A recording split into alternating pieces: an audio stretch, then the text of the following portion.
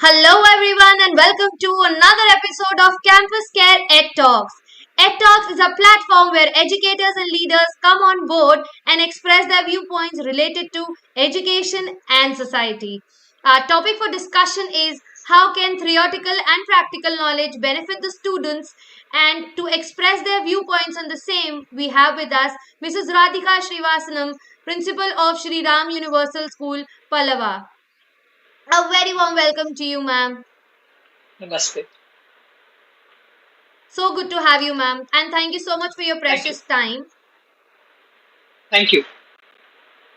All right, ma'am. To start off with the session, ma'am, the very first question that I would like to ask is why is theoretical and practical knowledge both important?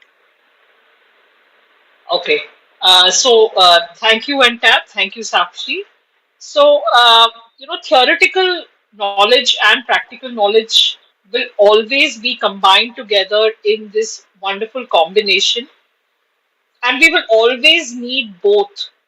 Unless you know what is the basic concepts of something which you need to put into practice, you will not be able to understand how to apply it to different situations. If you don't know, for example, if you don't know what is the rule of, let's say, multiplication of a two-digit number by another two-digit number, if you're only told this is, the teacher will do once, the child will be able to copy that, but what is the concept? Why do we add a zero after the first step? Why is it that the next step it moves to one place? So the concepts, the theories, the knowledge base is extremely important for students to know before they can apply their learnings to new situations. Just like we need, for example, if you want to run a marathon or walk so many kilometers, you need your muscles, right? But for your muscles to work, There's you need a something very wrong, I think, with strong this call. skeleton.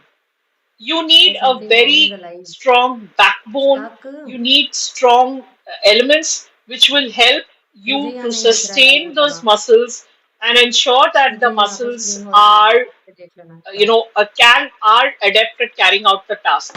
So if drawing that same analogy to theory and practice, the theoretical knowledge is like the backbone, the skeleton, and the practical knowledge is like the muscles. They will be doing the work. The muscles will be doing the work when you want to swim or run or walk or dance or whatever. But without the presence of a skeleton, the muscles would just collapse into a pile of jelly and would not be able to do their work. So theory and practice needs to go hand in hand. And in order to understand why certain practice is done, unless we understand what is the theory behind it, it would be very difficult to know how to practice it. And that's why both theoretical as well as practical knowledge is extremely important for students. Absolutely, ma'am. It's like they go hand in hand.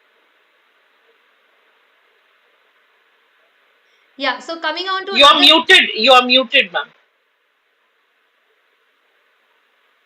Yeah, ma'am. So it's like going hand in hand, and everything just goes the way it's supposed to be. One is incomplete without another. So True. coming on to another question is how can it benefit the students? So, as I said, just giving the students very, very theoretical knowledge without telling them what is the practical application of this would make it extremely boring and non-engaging for the students. The students will not relate to it. For example, if you don't tell them why are you learning Pythagoras theorem in grade 7 and 8, why are you learning this? Why are you learning volume and surface area? So if we kind of draw and tell them that you need volume and surface area when you are carpeting a room, or when you are painting a room, or when you want to buy material for a curtain, you need volume and surface area. You need Pythagoras theorem to come to know, what could be the height of the building, what could be the dimensions. So, if we don't let the students know what is the practical application of what they are learning in school or in class, they're going to get bored and they're going to wonder that why am I studying this? Am I ever going to ever use it in my life? What is the meaning of this? So it's very important that along with the theory, the students must be told what are the practical applications of a certain concept, how it is important for us in our day-to-day lives, and why the theory is being taught to them. The relevance of it should be explained before we start explaining the theory. The relevance must be clearly explained to them. Absolutely, ma'am. Because a lot of memes these days on social media is what are we doing when we have to just understand and prove the fact that a triangle is a triangle and it's an equilateral triangle or a isosceles triangle. So there are a lot of things that we later on in our lives get to understand the importance and the practical application to it, but we kids being kids doesn't understand when we were at that age as well. So ma'am, coming to another question is, does the curriculum provide enough opportunities for the students to put their knowledge to the test through practical applications? So I have my views on this, that the curriculum is a guiding framework. Uh, it need not be the boundary of what you teach. Nowhere the curriculum is strictly binding, or they've told you that I want you to teach only A, B, C, D, and not the next after that.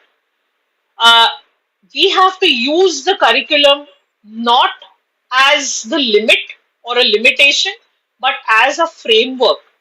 And schools have ample opportunities to not be bound or tied down by the curriculum.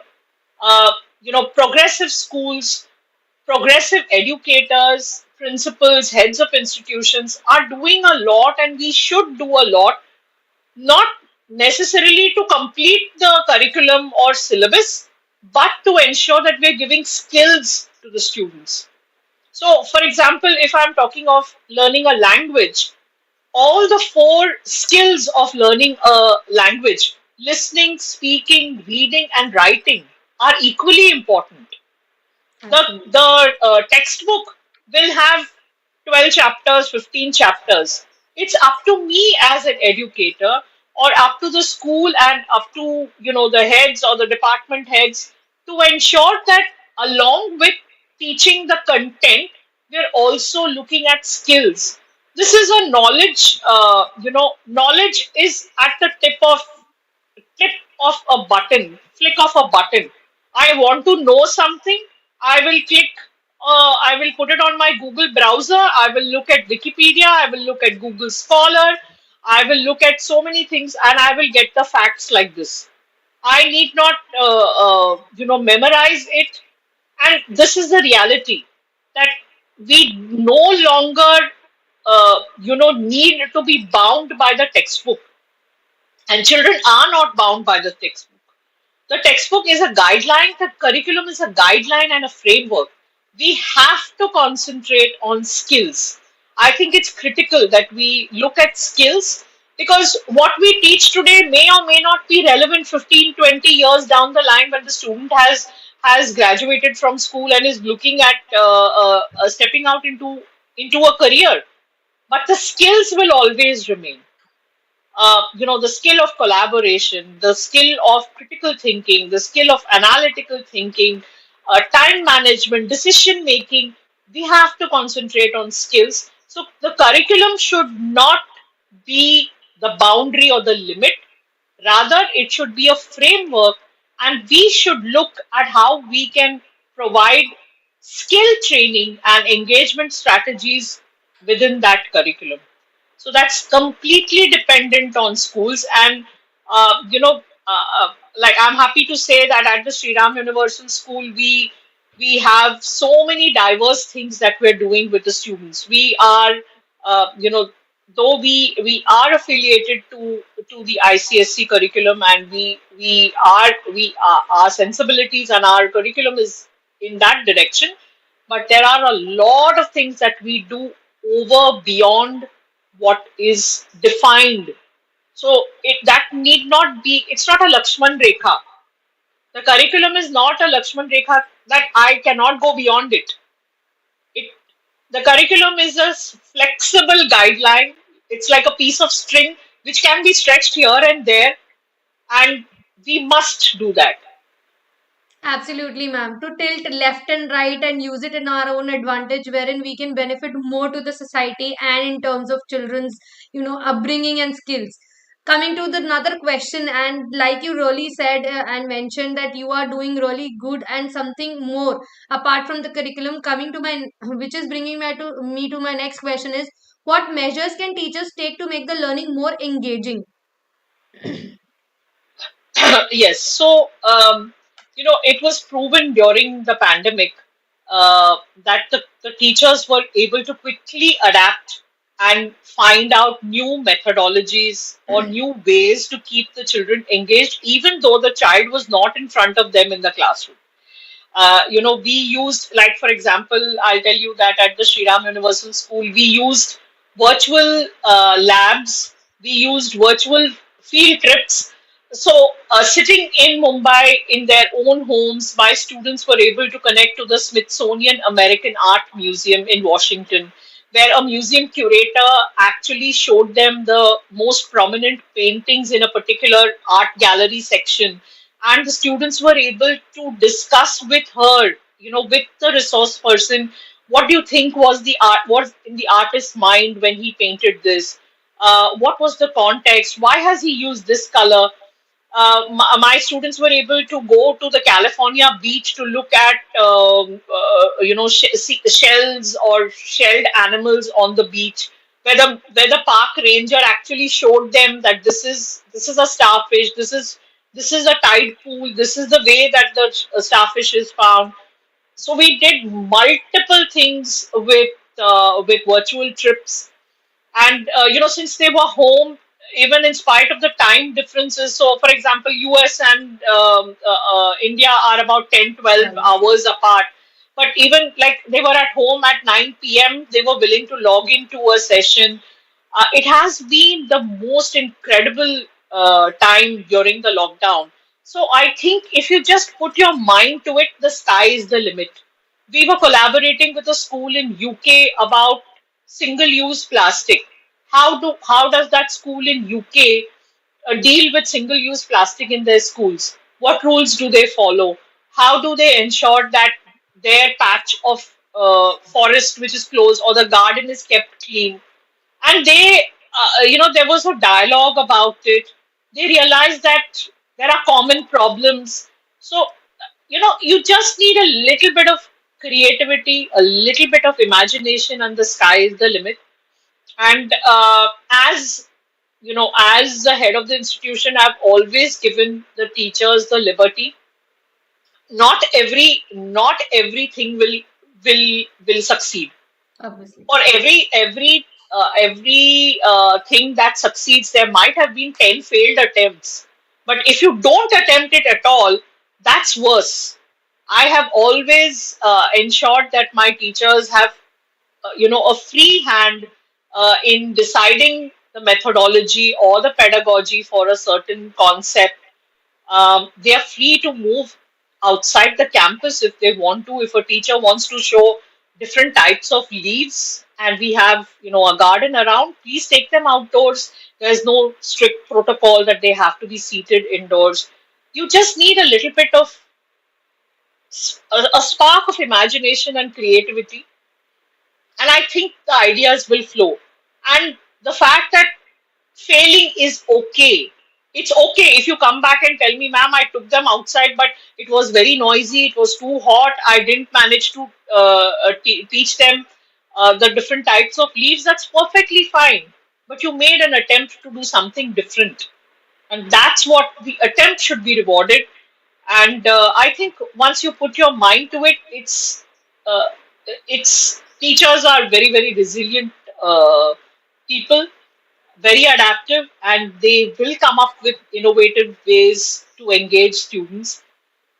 uh, you know, in the classroom, the teacher has the attention of all the whatever 30, 35 students, and there's magic in the classroom. So it's like all of them are looking at the teacher. Storytelling is a very powerful tool. You start telling a story, and they will all be at attention. Everything that you want to convey, be it math or science or history, can be told in a story form, and students will remember that. So you just need a mindset of being open, flexible, a little bit of creativity, and I think wonders, you can do wonders in the classroom.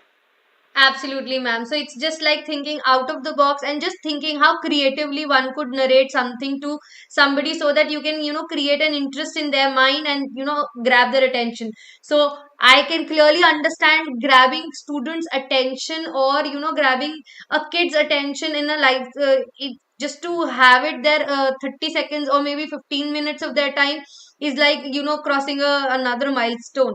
So, creative thinking, critical thinking, or analysis, wherein how can you deal with something in a better way, in a non-traditional way, which is being followed altogether all over the world, really makes that. And wow, I also would want to go to that virtual trip that you said that you sent kids to UK and US sitting right at their home. At least they were on vacation, not we were. So it's again a very creative way of handling and getting out of that monotonous schedule. That is why people were willing to just log into whatever times that you'll give them, no matter what time foundations they have or the time differences they have. It's just that True. people were just having this new normal kind of a deal, and then you come and tell them that you have to travel sitting at your home to a UK place or a to US place. Wow. I mean, that's an opportunity I would not miss. So we saw the Colosseum in Rome. We saw the monuments in Greece. We visited the tulip fields in Netherlands.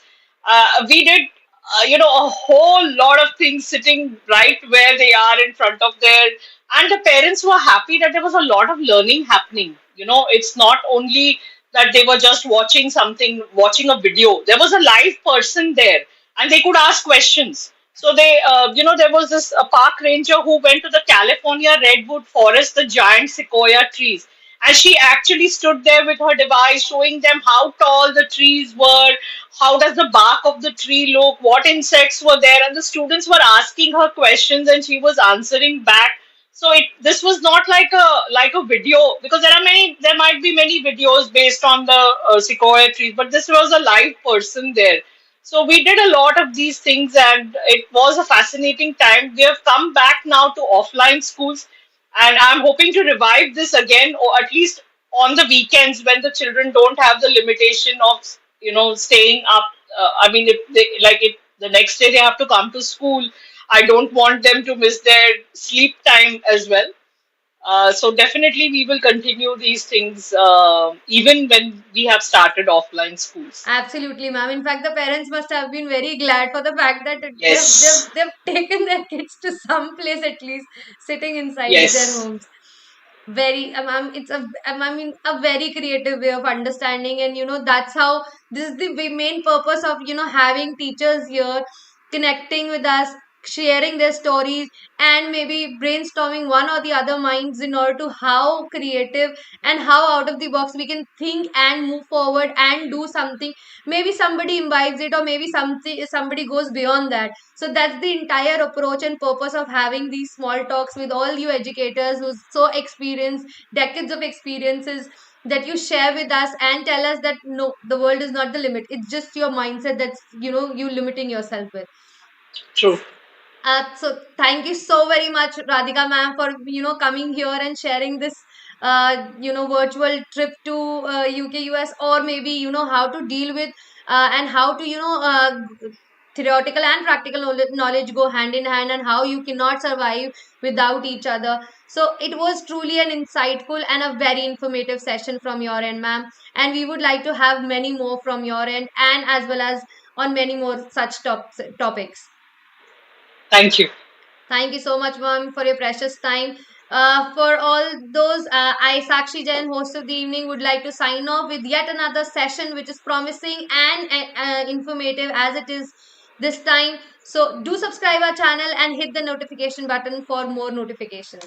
Thank you so much and have a great